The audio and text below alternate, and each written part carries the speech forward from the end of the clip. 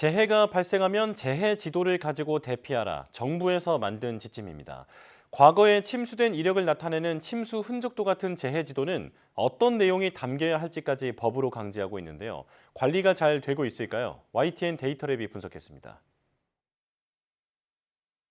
인천시가 시민들에게 공개한 2017년 기준 상습 침수 구역입니다.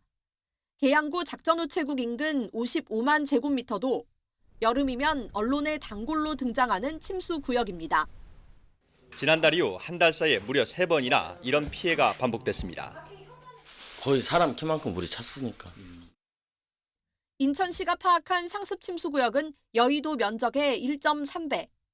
하지만 행정안전부가 관리하는 생활안전지도의 침수 흔적도는 피해 면적이 그보다 훨씬 작고 전혀 다른 곳을 가리키고 있습니다. 인천시가 상습 침수구역으로 설정한 영역의 99.8%가 행안부 지도엔 빠진 겁니다. 인천만이 아닙니다. 서울시와 행안부의 침수지도, 눈으로 봐도 확연한 차이가 납니다. 서울시 공개 침수 흔적도의 60%가 행안부 지도에는 빠져 있습니다. 행안부는 지자체가 출처 모르는 데이터를 별도로 공개한 게 문제라는 입장입니다. 침수 흔적도 행안부가 공개하고 있는 건 다 맞는데 인천도 그렇고 서울도 그렇고 자기네들이 공개한 데이터들이 지금 틀렸다고 지금 그러거든요. 하지만 행안부 지도로 통일하기엔 빠져있는 상습 침수 구역이 너무 많습니다. 침수 흔적도는 자연재해 대책법상 재해지도 작성 기준 등에 관한 지침을 따라 지자체가 작성하도록 돼 있는데 침수 구역을 지나치게 적게 계산할 조건이 곳곳에 보입니다.